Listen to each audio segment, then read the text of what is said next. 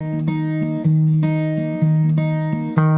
you see the whole world shaking and you feel your heart is breaking, take my hand, no hesitating. Oh,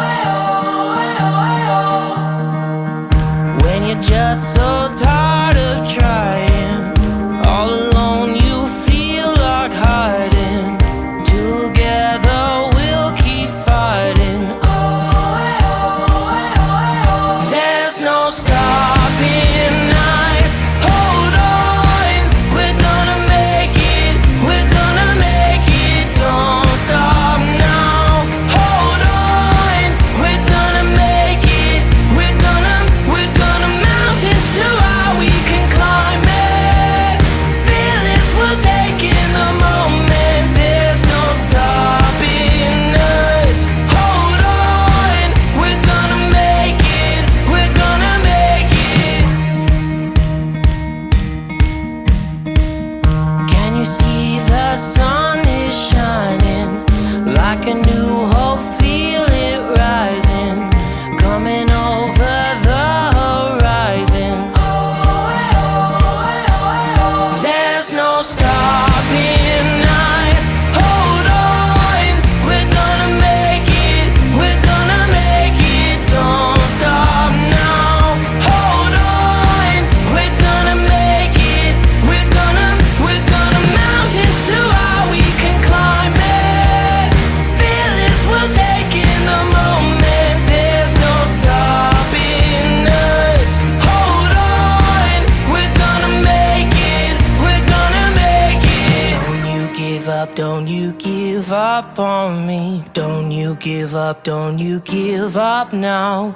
Don't you give up, don't you give up on me. Don't you give up, don't you give up now. Don't you give up, don't you give up on me. Don't you give up, don't you give up now. Don't you give up, don't you give up on me. Don't you give up, don't you give up now. There's no stopping.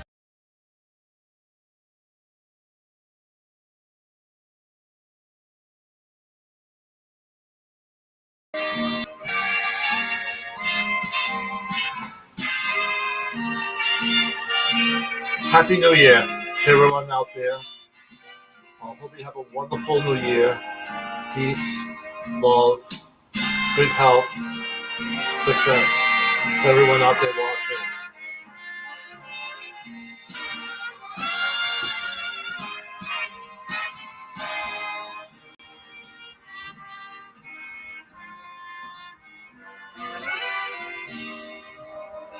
Old Lang Syne. Okay. All right. Let me close this out here. So, I hope you had a wonderful New Year's Eve, safe, and with your family and friends, and lots of love.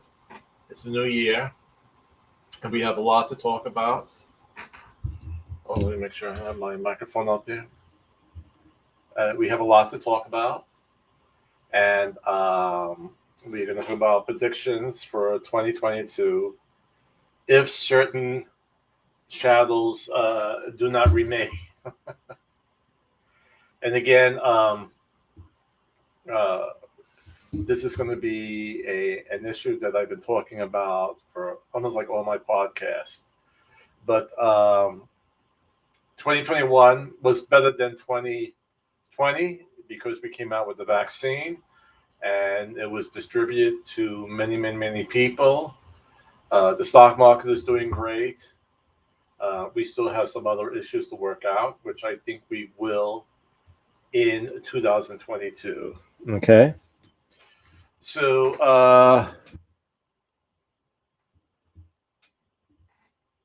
what I just think here, what else I wrote down here.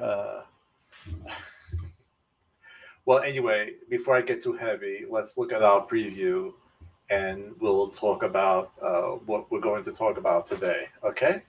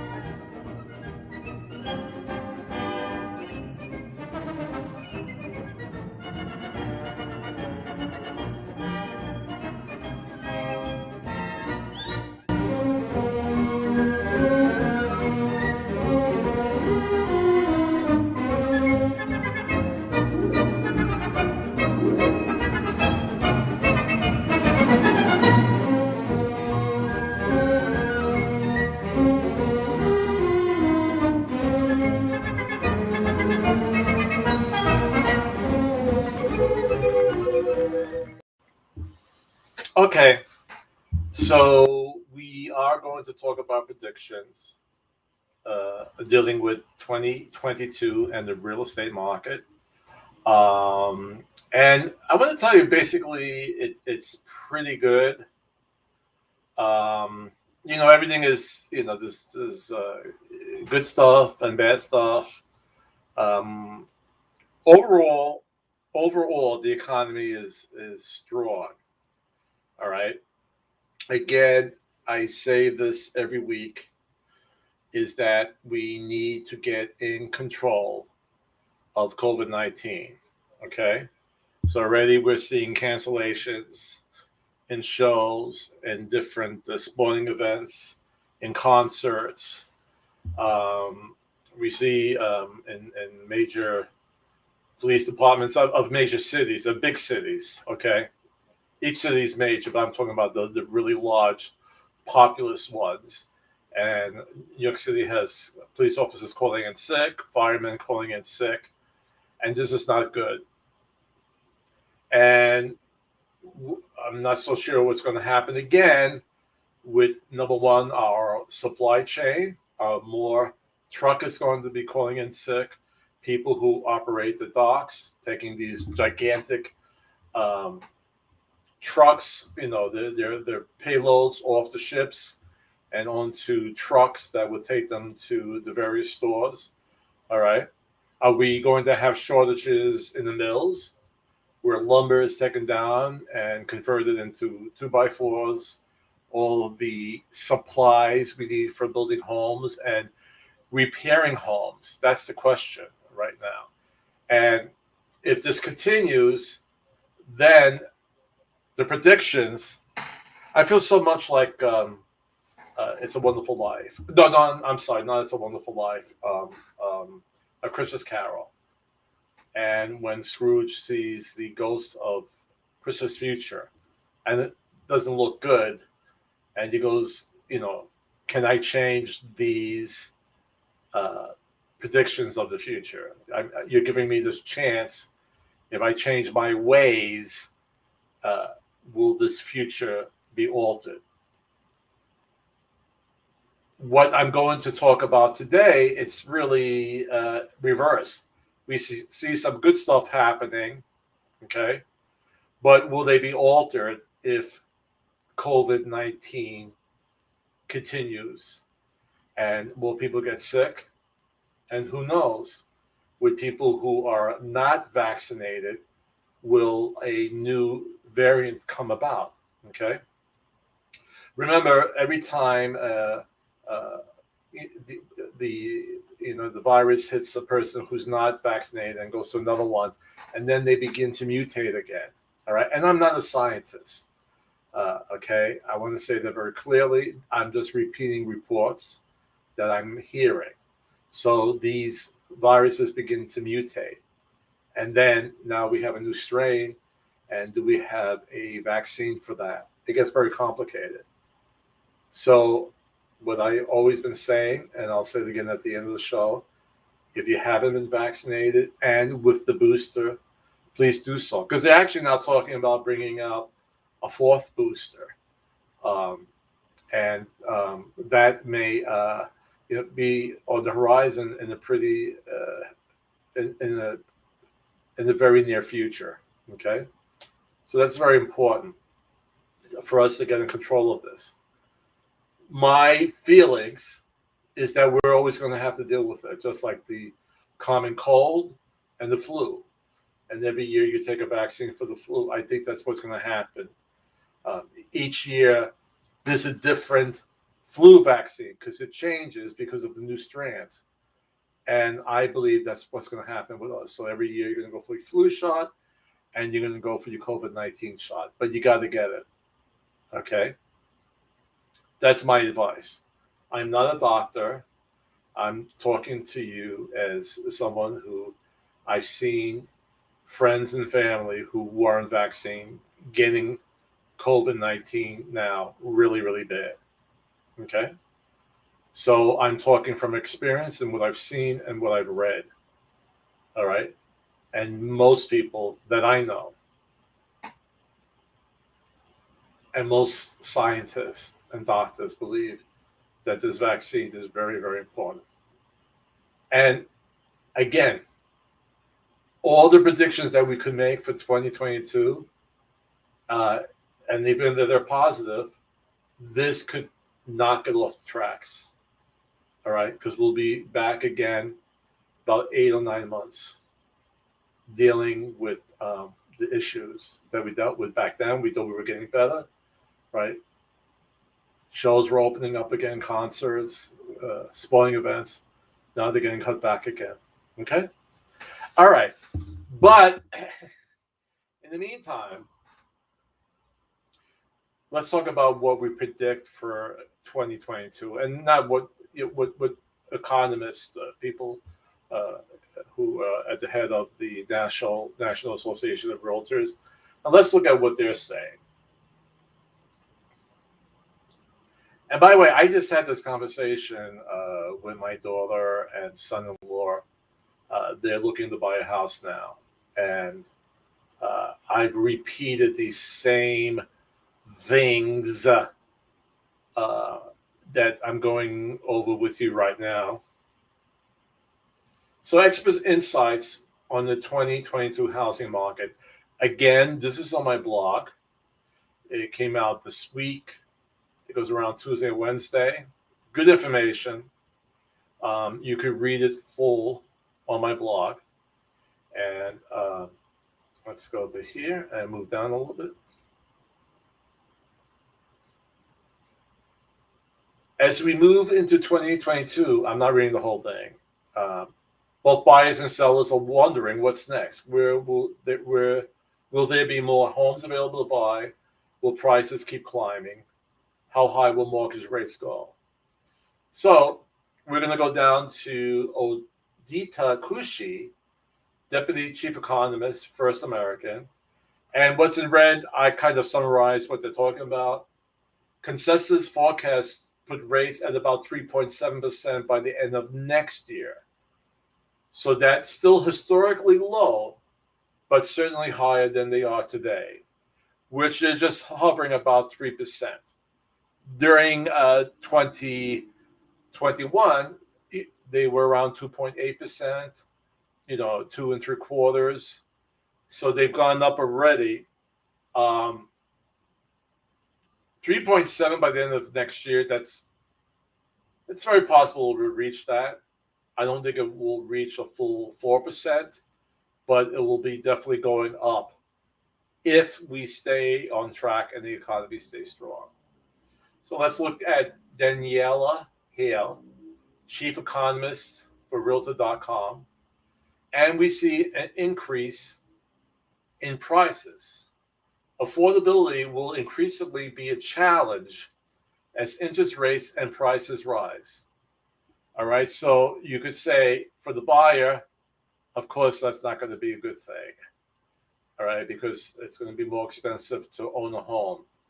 They throw in this little positive notion or remark here, but in yellow, as I highlighted it, but remote work may expand search areas and enable younger buyers to find their first home sooner than they might have otherwise. Meaning, since most people are working now at home, maybe not 100%, but maybe 2 days out of the week, 3 days, they could live in the suburbs of a larger city, which may be more expensive to live, and do a lot of work at home, and maybe they go in twice a week, which is a lot better than traveling 5 days a week on a long journey. As I might have told you before, I'm originally from Brooklyn, New York, and my parents had a house built in the Poconos in the early 1970s, and but it was a summer home, a vacation home. But many people who worked in New York, right, that became their primary residence, and they would either drive in every day or take a bus. Now, between driving and taking a bus to just to reach New York City, whether it's the bus terminal, that's already an hour and a half ride. Right now, if you're going to the bus terminal and you work in Midtown, then that's fine. You work, you might have to walk a couple blocks. That's fine. If you work in the Wall Street area, then you have to jump on the train and go to. So now you're talking about like a 2 hour just in commuting. And that's one way. So now you're spending about from 3 to 4 hours, 3.5 hours, 3 to 4 hours on just commuting. So if you're getting out of work at 5, you're getting home maybe around 7:30, 8 o'clock. And you just have enough energy to have dinner, kiss the kids and put them in bed, and then go to sleep. And that's not a great life. I'm thinking about the song "Moving Out" by Billy Joel, and in that story, they're buying homes in Hackensack, which is far west of New York City, but not as far as the Poconos. It's probably another half hour, 45 minutes to the Poconos. But he's saying, is that really a good quality of life? Commuting from Hackensack. Now, if I had to do that just twice a week, I wouldn't have said that's not too bad. 5 times a week, that's rough. That's rough. But now with today's technology, most of us can do the majority of our work at home. All right. So again, you could buy that less expensive house in Hackensack or in the Poconos, work, and then maybe once or twice from the city, and your life is a lot easier. So that's what they're saying, that but remote work may expand search areas, which is a good thing. All right, so let's scroll down a little bit more.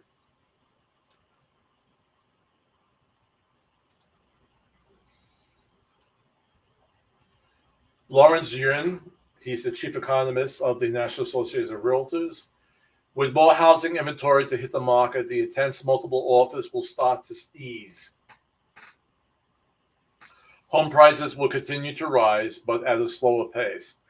Once again, that's if we get the COVID-19 under control. What my fear is, all right, is that if it gets worse again, people who want to sell their house, but they're still living at home, they do not want a bunch of people walking through their homes, looking at it, and with the fear of spreading the COVID again.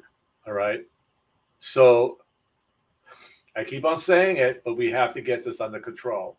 If not, it could be very possible that we'll have an extreme shortage of listings, and the bidding wars will start again. So let's look at George Retiu, manager of economy research of Realtor.com.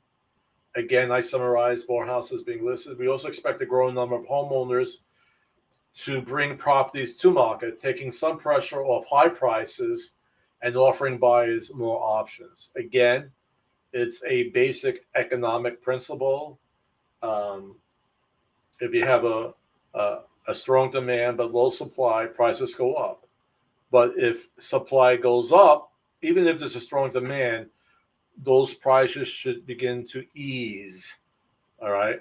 Or not to increase as greatly as they did from 2020 to 2021. And again, Mark Fleming, chief economist of the First American. And let me bring this down just a little bit more so you can see.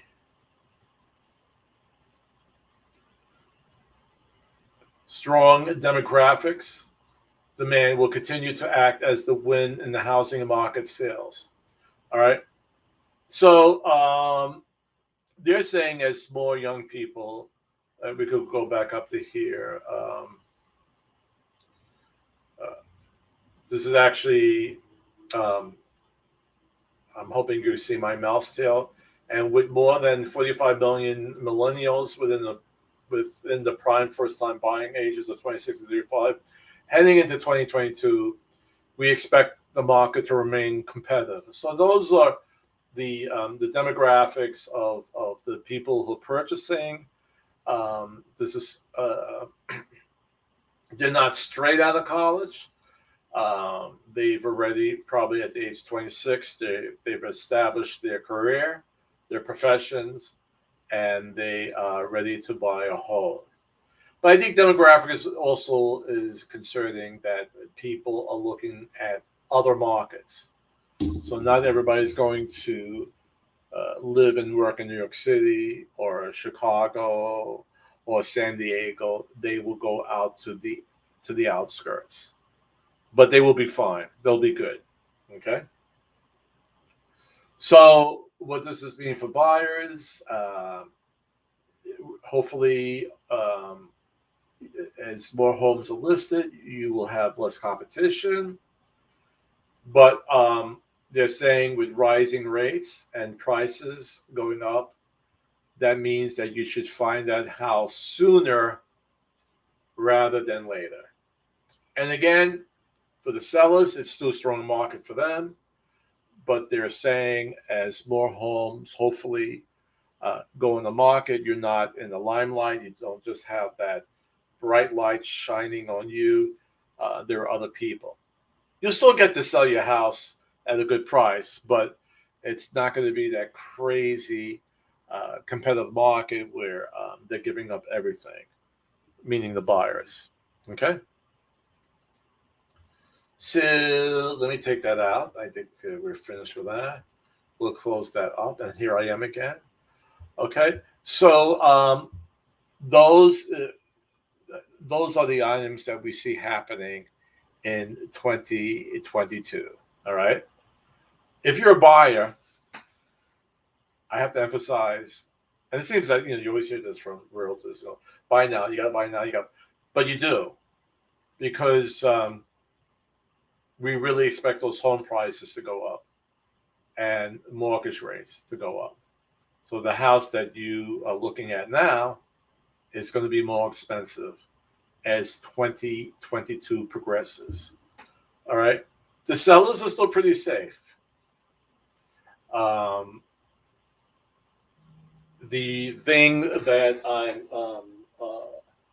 just going to mention is that hopefully, if more homes are listed, all right, if people feel safe to list their home, you're not going to have the spotlight just shining on you. You will still get a good price for your property, but you might have to say, my daughter and son-in-law put an offer on the house, but they didn't do. Here we say the appraisal guarantee. There they say the appraisal contingency, meaning that they're buying the house with the contingency. Like if the appraisal doesn't meet the purchase price, all right, then they have to renegotiate or be released from the contract. All right. This one seller said, no, I want you to buy the house.